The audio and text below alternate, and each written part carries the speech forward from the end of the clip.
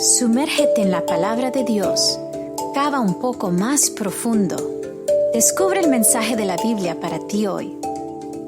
Pathway to Paradise Ministries presenta Profundizar, su estudio bíblico diario con el pastor David Salazar. Hola y bienvenido a Profundizar, tu estudio bíblico diario. Soy David Salazar y estoy contento de poder compartir con ustedes acerca de la palabra del Señor. Estamos en el comienzo de este capítulo 1 de Daniel. Hemos comenzado esta semana en este capítulo que tiene mucho que enseñarnos, donde podemos aprender acerca de la experiencia de Daniel allí, su primer encuentro con Babilonia. Y estamos en el capítulo o la lección titulada de Jerusalén a Babilonia, y el tema de hoy es titulado La soberanía de Dios. Vamos entonces a comenzar con una palabra de oración. Oremos. Amante Padre Celestial, queremos, Señor, pedirte que en este momento tú nos acompañes, nos enseñes y nos dirijas a través de tu Santo Espíritu, para que podamos, Señor, comprender la enseñanza de tu palabra y que este libro tan hermoso de Daniel pueda ser una bendición a nuestras vidas. Rogamos todo esto en el nombre de Jesús. Amén. En el tema de hoy estamos hablando acerca de la soberanía de Dios, y sabemos que la Biblia presenta a Dios como el creador de la humanidad y como aquel que guía los asuntos de los hombres mientras respeta nuestra libertad de elección. Esto quiere decir de que el Señor, aunque controla y guía todo lo que pasa en el mundo y tiene todo bajo su dominio, su autoridad, Él no siempre interviene en las decisiones que tomamos y, obviamente, en los resultados de esas decisiones. Es por eso que hoy estaremos viendo cómo el Señor mantuvo su soberanía en medio de la destrucción de Jerusalén. Vamos a ver entonces en el capítulo 1 de Daniel el versículo 1 y 2, y leemos: En el tercer año del reinado de Joacim, rey de Judá, vino Nabucodonosor, rey de Babilonia, a Jerusalén y la sitió. Y el Señor entregó en su mano a Joacim, rey de Judá, y parte de los utensilios de la casa de Dios. Los llevó a la tierra de Sinar, a la casa de su Dios, y guardó los utensilios en la casa del tesoro de su Dios. Noten aquí que el Señor dice que entregó a Joacim, rey de Judá, en su mano. En otras palabras, Dios permitió que esto sucediera. ¿Y por qué el Señor permitió esto? Por muchos años el Señor había advertido, había llamado por sus profetas a que el pueblo de Judá, el reino del sur, se mantenga fiel al Señor, que vuelva nuevamente a sus caminos. Había habido una que otra reforma a través de los reyes, pero casi siempre venía con un rey mucho peor que el anterior, que traía mayor rebelión, mayor apostasía a la nación. Finalmente, después de muchos años de paciencia, de tolerancia, de súplicas, de misericordia del Señor, Dios permitió que el rey de Judá, Jerusalén, caiga en manos de Babilonia.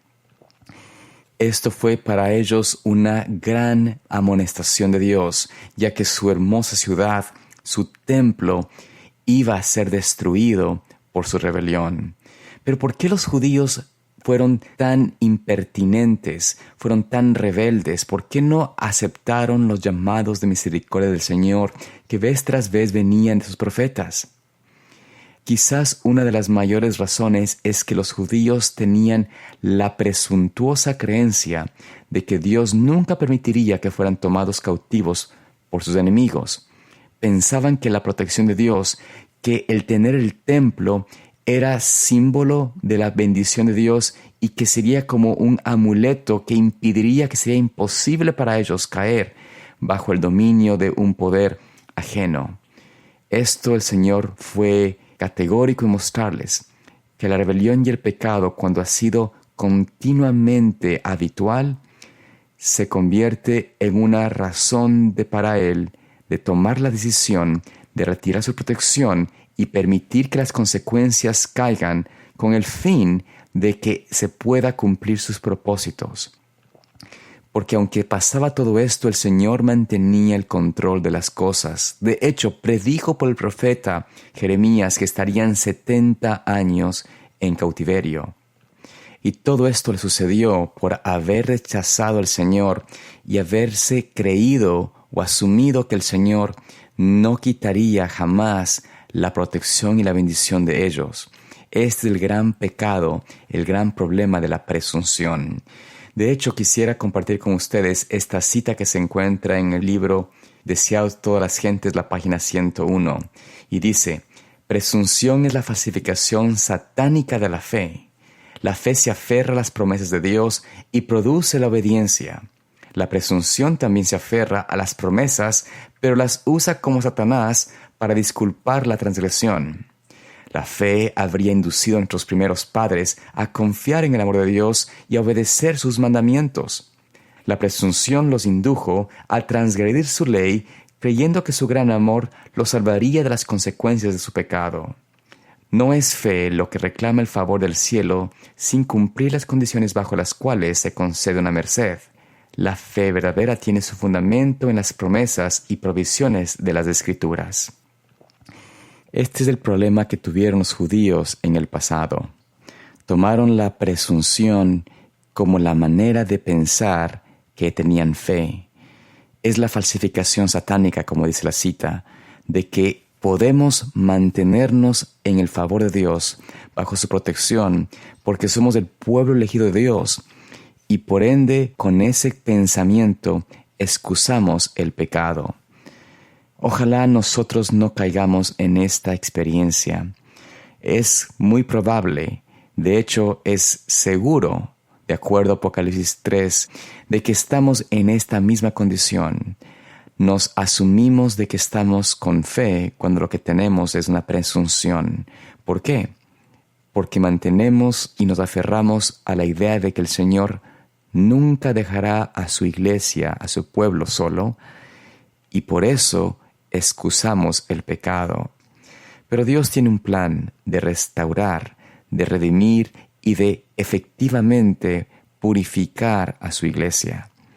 Nadie tenga duda de eso. El Señor sacará a la iglesia adelante y eso es una gran alegría y una gran convicción que tenemos.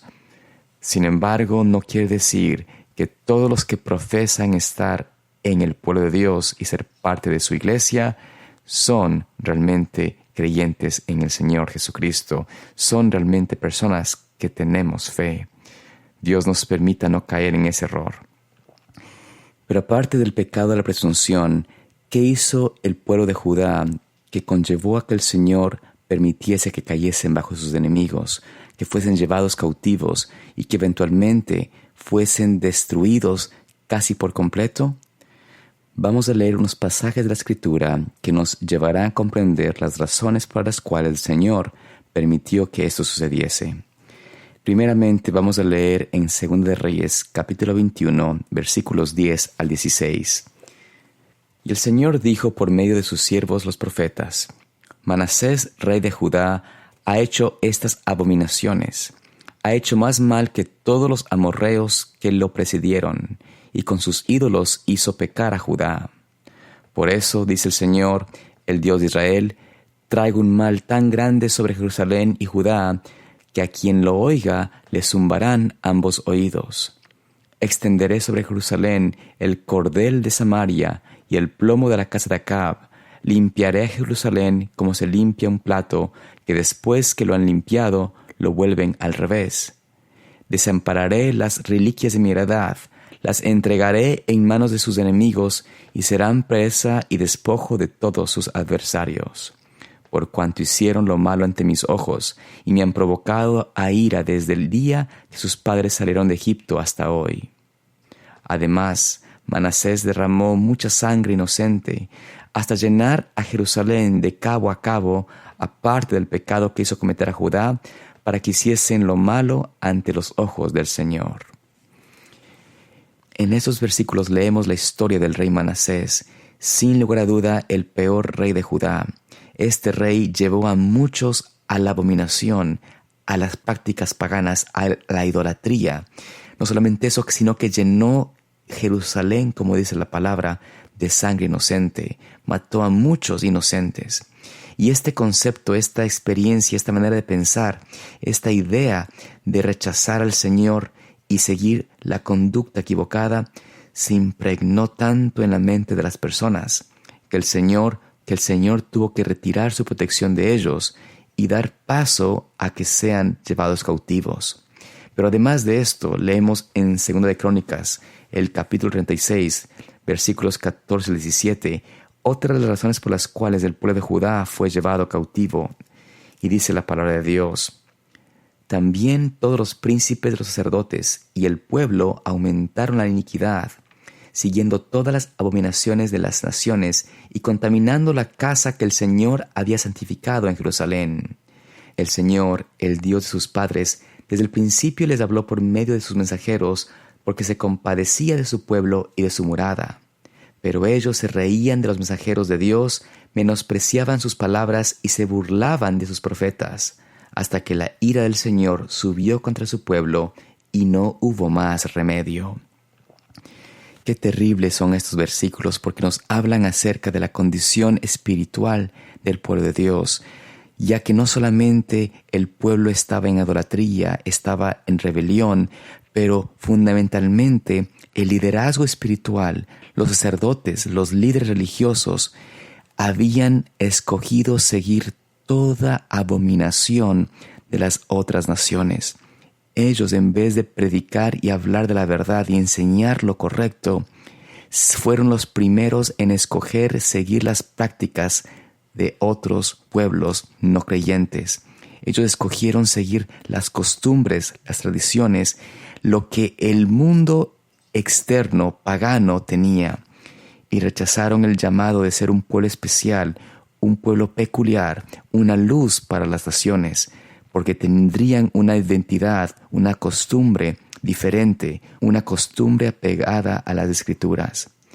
Pero aparte de esto, vemos de que estos no solamente hicieron eso, sino que se mofaron, se burlaron y enseñaron a su pueblo a burlarse y no prestar atención a los profetas del Señor.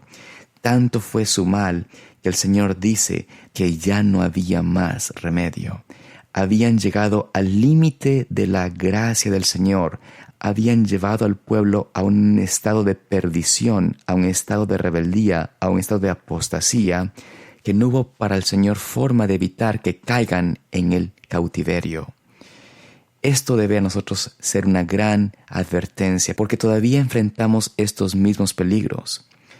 Porque no solamente podemos caer en una manera individual, en la cual cada uno se apega a seguir sus propias inclinaciones, a rechazar el consejo de Dios, a rechazar el mensaje de la profeta del Señor, a rechazar la enseñanza clara de la palabra de Dios, sino que también podemos instigar a otros a burlarse, a mofarse de la verdad, a seguir las costumbres del mundo y tradiciones de otras religiones, de otras iglesias. Por eso, a menos que podamos nosotros hacer una reflexión individual y también colectiva, si no reconocemos nuestra necesidad de una reforma, de un cambio, de un reavivamiento espiritual, caeremos en el mismo pecado, en la misma condición que muchos en el tiempo de Israel. Y aunque el Señor jamás deja a su iglesia, jamás abandona a su pueblo, quien abandona al Señor, quien rechaza la palabra del Señor, quien rechaza la profeta del Señor, quien rechaza sus enseñanzas, está en grave peligro en este día de juicio. Pero gloria a Dios porque existen hombres y mujeres como Daniel. Estamos seguros de eso. Estoy seguro de que el Señor tiene a hombres y mujeres como Daniel, y yo quiero ser uno de ellos. Yo espero que tú quieras ser uno de ellos, que podamos juntos estar fieles y firmes y no claudicar, sino ser transformados y renovados a la imagen de Cristo. Que el Señor te bendiga y te guarde, y esperamos vernos aquí en Profundizar. Profundizar es una producción de Pathway to Paradise Ministries.